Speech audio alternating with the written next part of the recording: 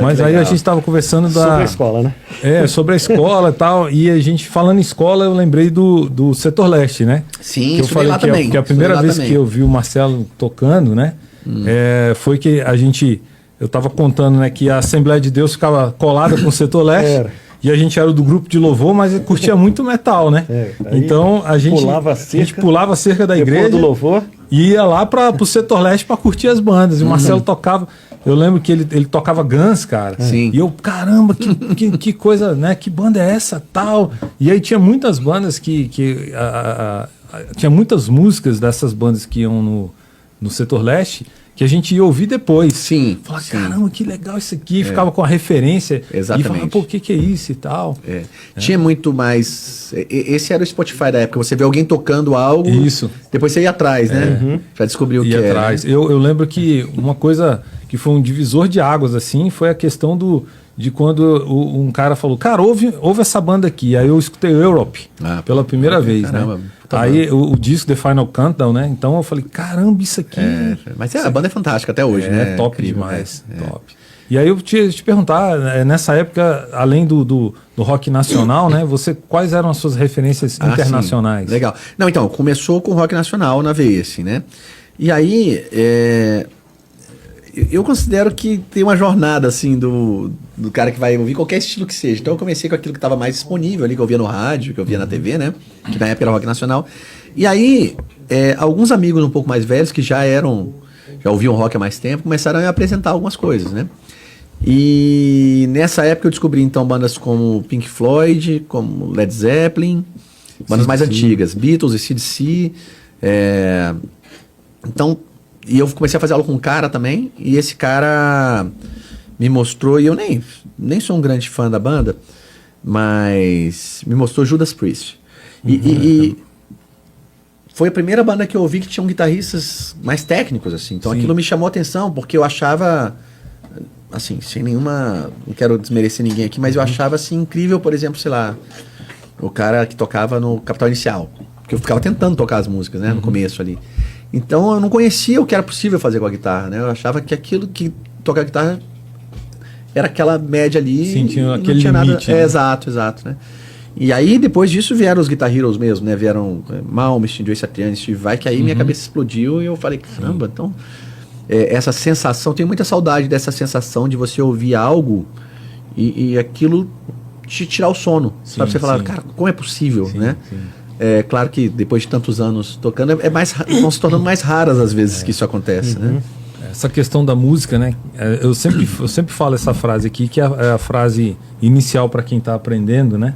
Que é a arte de manifestar os sentimentos da alma, né? Exato. E aí, cara, quanto mais você ouve, mais você vai ficando com o ouvido muito técnico para as coisas, né?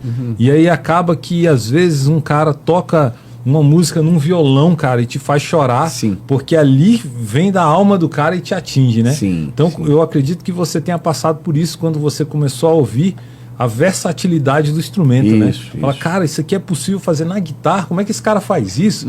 Eu lembro que na época do We Are The World, os caras fizeram um We Are The World dos metal, lembra disso? All Stars.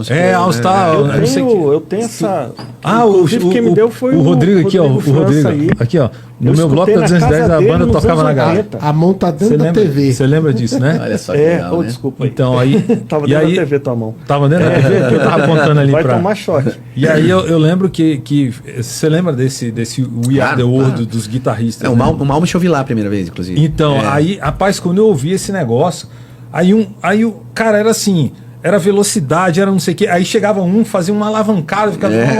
Meu, cara, o que esse cara tá fazendo, cara? O cara imitava o Pica-Pau, não sei o quê. Aí o bicho, né? E era muito... Era sensacional essa sensação. Essa descoberta, né? Era uma sensação de contato com o novo, né? Com algo que a gente ainda não tinha... Isso estava acontecendo já nos Estados Unidos, na Inglaterra, né? E aqui demorou um pouco mais a chegar, né? Eu acho, inclusive, que hoje nós temos... Quer dizer, desde sempre, né? Brasil é uma terra muito fértil com relação a músicos. Rodrigo França. Aqui, eu sabia que tinha alguma coisa parecida com Band-Aid. Hearing Aid. Legal, Não, foi muito legal essa época, assim, sem dúvida. E essa, como eu te falei, essa sensação da descoberta do novo, É algo que eu busco até hoje, assim, por isso que a gente fica pesquisando novas bandas, novos guitarristas, novos músicos, né? De outros estilos e de outros instrumentos também. Porque é viciante. Para quem estuda um instrumento, para quem estuda música, isso é viciante, né? Essa sensação. A descoberta do novo. É porque, pô, assim, parece que quando tu vê. Não, chegou ao fim. Não tem como passar mais isso. E aí vem coisas novas, né? Eu fiquei também. Lembra? Quem não lembra daquele filme do. Que o cara fez um pacto com o capiroto. A Encruzilhada, né? A Encruzilhada. Ralph Quem tocou aquilo ali foi... Steve Vai. Cacete. Ele fazia o do cara e fazia o dele, né? Exatamente. Então, ele gravou, né? E o cara dublou, né? Mas ele dublou bem pra caramba, o Ralph Mac. Ele foi bem. Como é que esse cara... Quem fez Karate Kid. O Ralph Mac. Cobra Kai. Fez e faz, né? Exatamente. Voltou a fazer aí na Netflix, né? Isso antes, hein? E agora tu vê como é que é? A coisa vai evoluindo. Você nunca aprendeu. É como se o cara nunca tivesse aprendido o máximo, né? Nunca chega no limite, né, cara? E eu vejo assim, só completando, Marcelo, essa questão assim, de que a galera realmente tem aquela questão da tecnologia, né? Sim. E aí, de repente, cara, quando você tá lá na frente, você tá lá, a tecnologia lá, hypada mesmo, e aí, de repente, o cara arruma um estilo de tocar que é uma guitarra clean, por exemplo, tipo um John Mayer da vida, né? O próprio Matheus Assato, né? Sim. Que é um estilo totalmente diferente, cara, assim, que tu fala, não chegou no limite, ainda tem muita coisa, né? Porque a música vai ser infinita, né? Na verdade, o que acontece é que também a guitarra, especificamente, é um instrumento muito novo, historicamente falando. A guitarra não tem 100 e poucos anos, né? Não é mesmo. Então ela está em processo, quer dizer, esteve durante os 80, talvez, primeiros anos, em processo de desenvolvimento pleno, assim, né? Hoje eu acredito que já tenha diminuído um pouco o ritmo dessa evolução do instrumento e, claro, vai minguando, né? Vai ficando mais difícil de ter uma coisa tão... Você pega instrumentos como piano, violino, que tem muitos séculos que as pessoas tocam, os caras já viraram um instrumento do avesso. Tem coisas já de todo tipo, né? Pouca nota, muita nota, tirado intensidade. tudo, né? Já.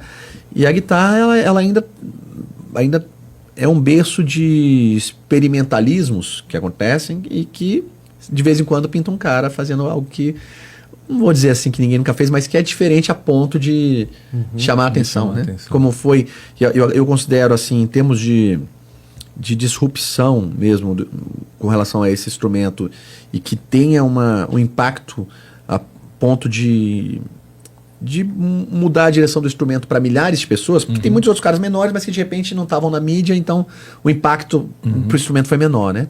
Eu sempre considero que, primeiro, o Jimi Hendrix, né? E depois o Van Halen, que foram caras que, assim, estiveram muito fortes na mídia e chegaram com algo muito disruptivo, né? Sim.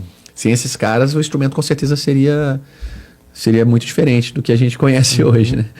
Então, e cada vez fica mais difícil de ter alguém com impacto tão significativo, porque, como eu falei, né, a coisa vai amadurecendo a ponto de, como aconteceu com outros instrumentos, né? De hoje em dia é mais difícil você ver um cara fazer um lance que você chame a atenção a ponto de você falar, pô, normalmente, por mais incrível que seja, já é influenciado por alguém que fez algo no passado, ou que escreveu peças ou músicas que, de repente, influenciaram esse novo instrumentista, né?